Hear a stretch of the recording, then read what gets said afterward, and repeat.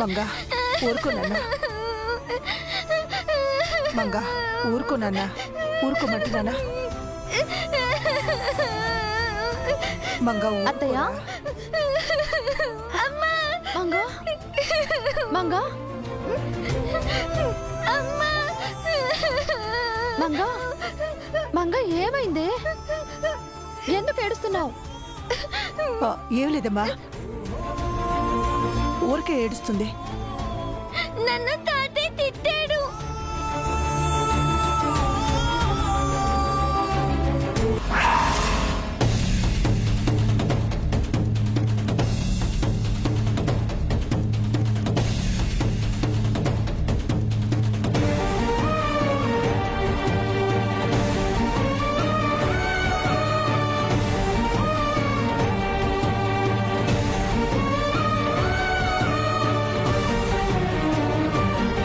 పాప ఒంటరిగా ఉంది. ఈ పాపను అడ్డం పెట్టుకుని కథ నడిపిస్తా.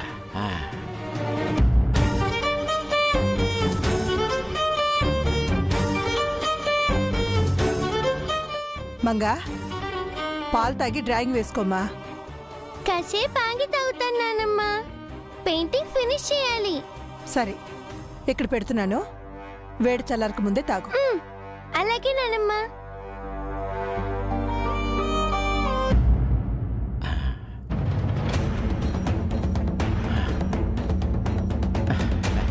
మంగా చదువుకుంటున్నావా? పెయింటింగ్ వేస్తున్నాను తాతయ్య.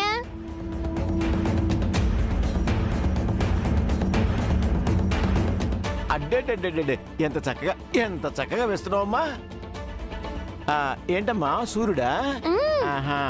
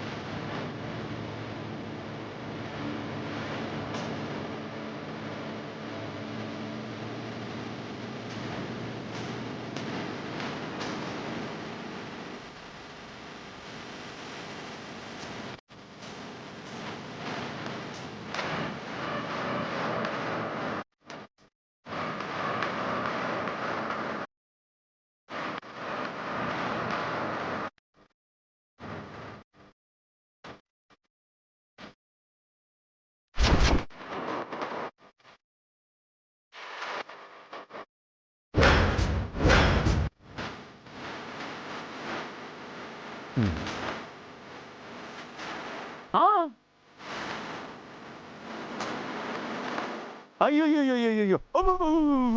ఎంత పని చేసావమ్మా. అసలు నువ్వు పిల్లవా పిడుగువా? అయ్యో అమ్మా, చెల్లెమ్మా చెల్లెమ్మా, అమ్మా చెల్లెమ్మా, తొందరగా రామ్మా. అమ్మా చెల్లెమ్మా, రా తల్లి రా. చూడమ్మా ఎంత ఘోరం జరిగిపోయిందో. ఏమైందన్నయ్య? నాశనం అయిపోయిందమ్మా, అంతా సర్వనాశనం అయిపోయింది. అమ్మా ఏం జరిగిందండి? ఏం చెప్పమంటావమ్మా, నాకేదో శని చుట్టుకున్నట్టుంది. దరిద్రం నా తల మీద తాండవం చేస్తోందమ్మా. అసలు నిన్ననే చచ్చిపోయినా బాగుండేదమ్మా. ఇప్పుడు ఏం చేయాలమ్మా, ఏం చేయాలి?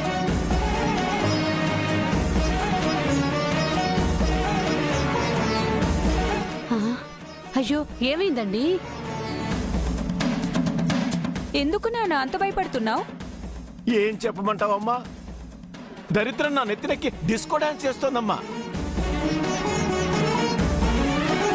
ల్యాండ్ బేరం పెట్టి కట్టం డబ్బులు ఇద్దామని డాక్యుమెంట్స్ బయటికి తీశారా? ఇదిగో ఈ పిల్ల డాక్యుమెంట్స్ మీద పెయింట్ పోసేసింది.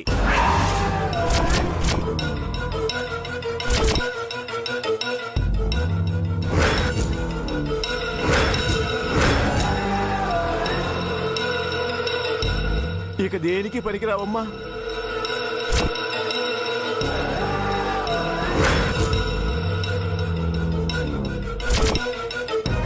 ఎంత పని చేసావే?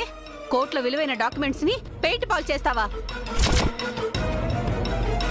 అంత విలువైన డాక్యుమెంట్స్ నీకేం పని? ఎందుకు ఇలా చేసావు? నేనేం చేయలేదు. ఈ తాతయ్య నా దగ్గరకు వచ్చి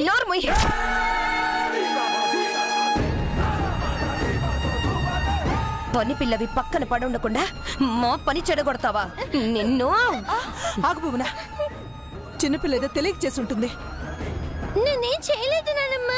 నా తప్పేం లేదు. మళ్ళీ నోరెత్తావంటే నాలుగు కోసేస్తాను.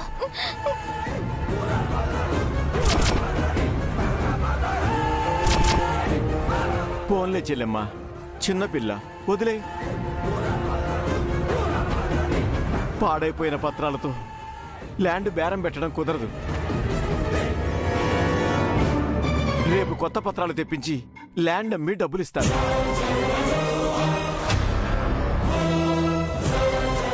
అంతవరకు కొంచెం ఓపిక పట్టు. శని మీకు కాదు, నాకు నాకు చుట్టుకున్నట్టుంది. ఒక్క పని అవ్వట్లేదు. ఊసే దరిద్రపు కొట్టు పిల్ల, నా ఇంటికి శనిలా దాపురించావు కదే. నిన్ను నిన్ను ఏం చేసినా పాపం లేదు. అసలు నా కంట పడ్డావంటే నిన్ను చంపేస్తాను. పోవే.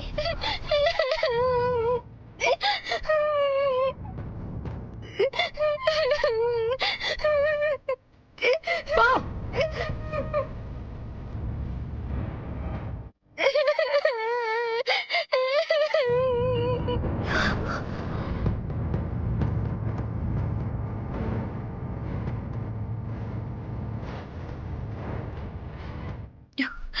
ఇప్పుడు ఏం చేద్దామన్నయ్య? చేయడానికి ఏముంటుందమ్మా, కొత్త డాక్యుమెంట్స్కి అప్లై చేయాలి. అవి రాగానే ల్యాండ్ బేరం పెడతాను. మీ కట్టిన డబ్బులు పువ్వుల్లో పెట్టిస్తానమ్మా. త్వరగా పని చూడండి.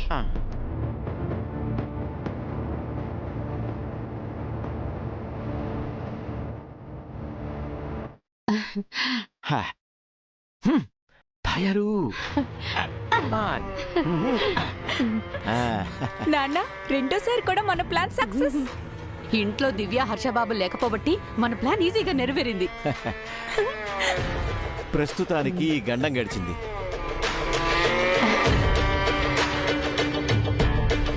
తర్వాత ఏం జరిగినా నేను చూసుకుంటాను.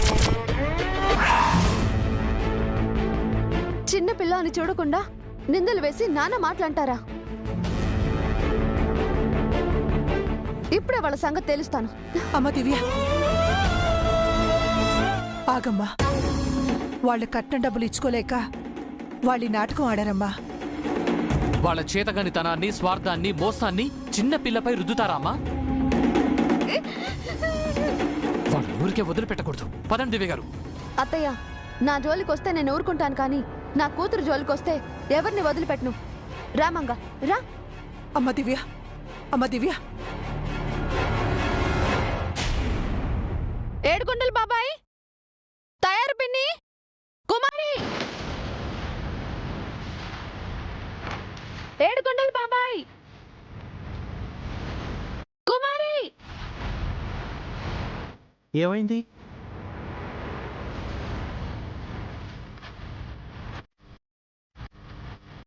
ఏడుకొండలు బాబాయ్.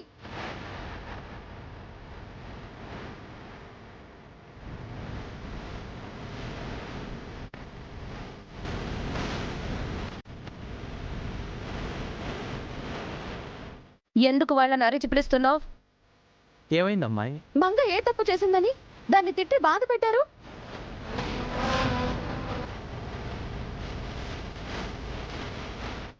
అది కోట్లు విలువ చేసే డాక్యుమెంట్స్ పై పెయింట్ పోసి పాడు చేసింది. అతే మీరు చూసారా? ఏడుకొండలు అన్నయ్య చెప్పారు నాకు. అవునమ్మా, నా కళ్ళారా చూశానమ్మా. ఇదిగో ఈ డాక్యుమెంట్స్ ని ఈ పిల్లే పాడు చేసింది. అంత విలువైన డాక్యుమెంట్స్ ని మంగ దగ్గర ఎందుకు పెట్టారు?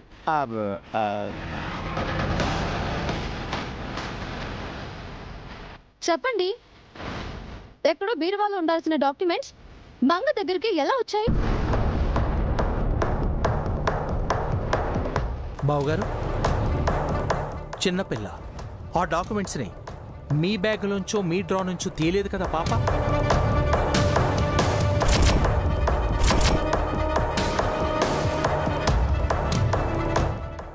అంటే బావగారు ల్యాండ్ బేరం పెడదామని నేనే బీరువా నుంచి డాక్యుమెంట్స్ తీశాను. ఏదో బయటికి వెళ్తూ ఈ పాప ఏం చేస్తుందో చూద్దామని ఆగాను అంతే. నా చేతిలోంచి డాక్యుమెంట్స్ లాక్కొని వీటి మీద పెయింట్ పోసింది బావగారు.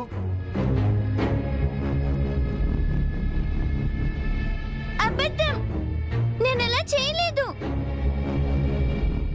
ఈ తాతయ్యే ఆ పేపర్స్ ని నా పెయింట్స్ పక్కన పెట్టారు.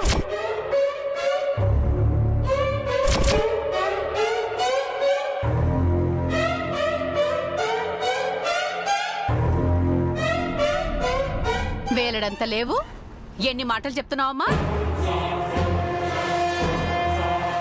మా డాక్యుమెంట్స్ ని మేమే పాడు చేసుకున్నామంటున్నావా? బాలవాక్కు బ్రహ్మవాక్కు అంటారు. పసిపిల్లలు అబద్ధం చెప్పరు. అంటే ఏంటి హర్షబాబు, వాళ్ళు అబద్ధం చెప్తున్నారా? ఈ పని పిల్లని నమ్ముతారు, బంధువుల్ని నమ్మరా? అయినా వాళ్ళెందుకు అబద్ధం చెప్తారు?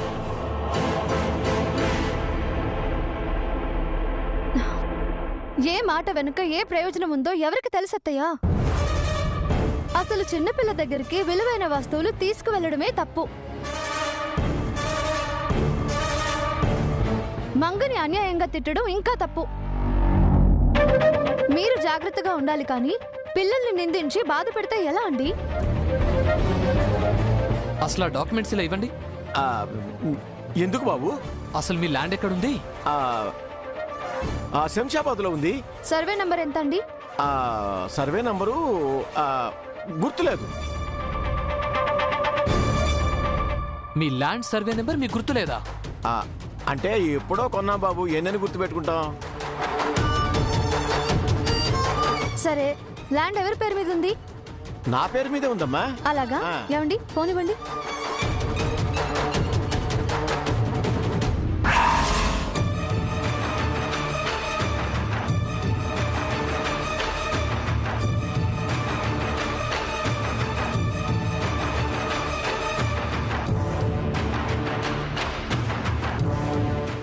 మీ పేరుతో శంషాబాద్ ఏరియాలో ఏ ల్యాండ్ రిజిస్టర్ అయి లేదు.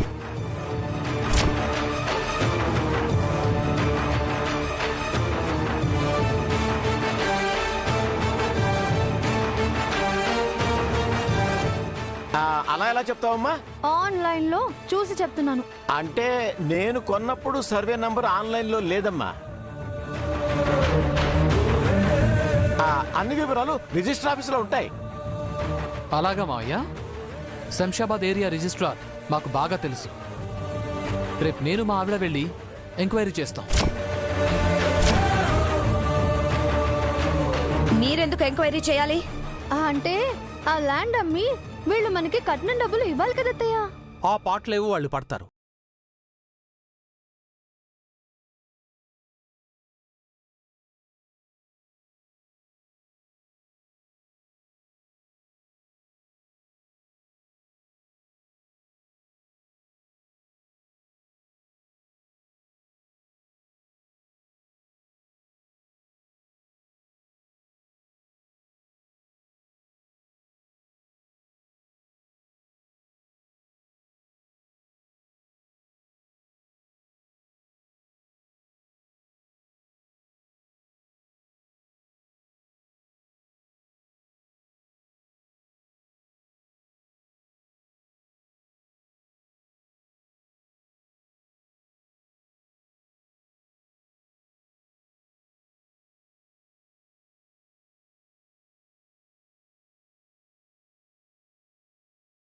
ఎంత పొగరో!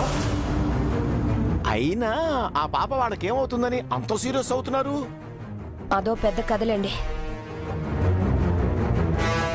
దాన్ని ముట్టుకుంటే మళ్ళీ మా ఆయన నన్ను తిడతాడు. మాతో చెప్పండి, ఆ కథ ఏంటో మేం తెలుస్తాం. అది మీ వల్ల అయ్యే పని కాదు గాని రేపు కట్నం డబ్బులు వచ్చేలా చూడండి. అలాగే చెల్లెమ్మా. ఈవిడొకతి అటు తిరిగి ఇటు తిరిగి చివరికి కట్టం దగ్గరికి వచ్చే ఆగుతుంది. ఛీ! ఖచ్చితంగా ఆ పాపకి, దివ్యక్కకి, హర్షబావ్కి ఏదో సంబంధం ఉంది నాన్న. ఇందాక సుమిత్ర అతని ఆ పాప నాన్నమ్మ అని పిలిచింది. అంటే ఆ పాప దివ్య హర్షల కూతురా? ఆ మధ్య ఒకరిద్దరూ ఈ మాటే అన్నారు. అసలు ఆ పాప ఎవరు? దివ్యకి హర్షకి ఆ పాపతో ఉన్న సంబంధం ఏమిటో మనం కనిపెడదాం. ముందు ఆ కట్నం డబ్బుల గురించి ఆలోచించయ్యా. రేపు ఏ సాకు చెప్పాలో అర్థం కావట్లేదు. అవును నాన్న, రేపు దివ్యక్క హర్షబావులు శంషాబాద్ రిజిస్టర్ ఆఫీస్కి వెళ్తే మన బండారం మొత్తం బయటపడిపోతుంది. వాళ్ళకి ఆ ఛాన్స్ ఇవ్వకూడదు. ఈ రోజే వాళ్ళను ఏదో ఒక పెద్ద ఆపదలో పడేయాలి. అప్పుడే మన గురించి ఆలోచించరు. ఆ ఆపదేంటో మనం ఆలోచిద్దాం.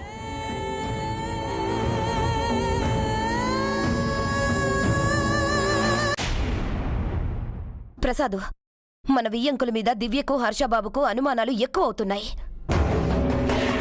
ప్రతిరోజు వియ్యంకులను అనుమానించి అవమానిస్తున్నారు. వాళ్ళు కోటీశ్వరులు కాదని ఇండైరెక్ట్ గా వెక్కిరిస్తున్నారు. వాళ్ళ ఆగడాలకు చెక్ పెట్టాలి. భోనా, చెక్ పెట్టాల్సింది హర్ష దివ్యలకు కాదు, ఇంట్లో జరుగుతున్న గొడవలకు పులి స్టాప్ పెట్టాలి. నువ్వు కూడా అయిన దానికి కాందానికి గొడవలు పడద్దు. ఆ మంగ మీద కోపం తగ్గించుకో. ఆ మంగ ఏం చేసిందో తెలుసు కదా నీకు, నన్నంటావే? మంగ చిన్నపిల్ల, మనవరాల్లాంటిది. తన మీద కోపం పెంచుకోవద్దు.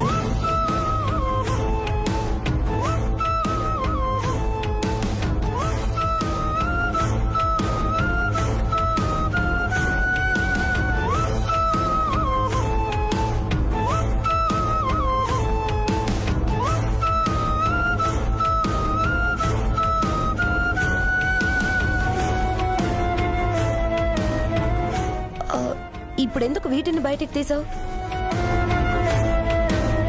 నేను చదువుకున్న రోజుల నుంచి నిన్న మొన్న కేసులు గెలిచేంత వరకు ప్రతి స్థాయిలోనూ నా ప్రతిభకు మెచ్చి ఇచ్చిన గోల్డ్ మెడల్స్ ఇవి.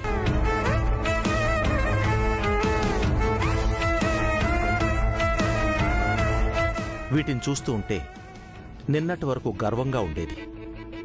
కానీ ఈరోజు ఇవి నాకు అనవసరంగా ఇచ్చారేమో అనిపిస్తుంది. అనవసరంగా ఇవ్వడం ఏంటి ప్రసాద్? ఇవి నిజంగా నీ టాలెంట్ ని గుర్తించిచ్చినవి కదా. నిజంగా నాలో అంత టాలెంట్ ఉంటే నాకంటే జూనియర్ అయిన దివ్య చేతిలో నేను ఓడిపోయి ఉండేవాడిని కాదు కదా. ఎందుకు నిన్ను నువ్వు తక్కువ చేసుకుంటున్నావు? ఇది నన్ను నేను తక్కువ చేసుకోవటం కాదు, దివ్యకు నాకంటే ఎక్కువ టాలెంట్ ఉందని గుర్తించటం. ఇవి దక్కాల్సింది దివ్యకి, ఇవి ఉండవలసింది దివ్య దగ్గర. అందుకే ఇవన్నీ వాళ్ళ దివ్యకి ఇవ్వాలని నిర్ణయించుకున్నాను.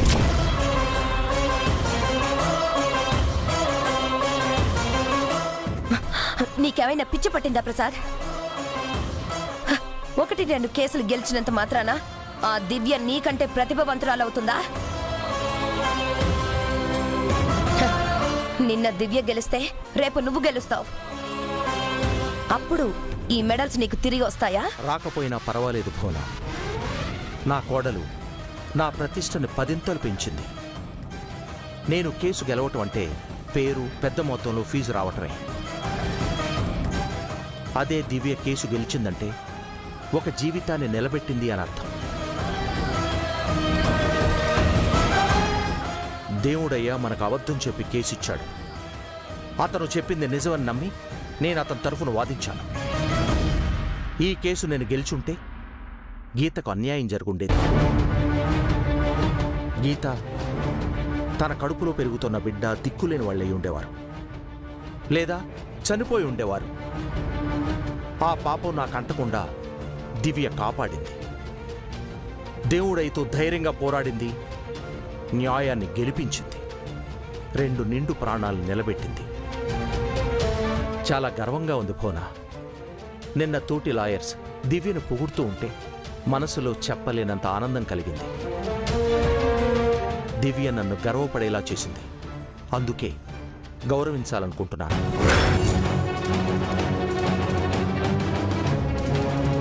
నాకొచ్చిన ఈ మెడల్స్తో దివ్యను సన్మానించాలనుకుంటున్నాను. నా కోడలు సాధించిన విజయాన్ని సెలబ్రేట్ చేయాలనుకుంటున్నాను. నీకు నిజంగా పిచ్చి పట్టింది ప్రసాద్. ఎవరో పరాయి అమ్మాయికి నీ ప్రతిష్టా పథకాలను ఇస్తావా? దివ్య పరాయిదెందుకు అవుతుంది? మన కోడలు.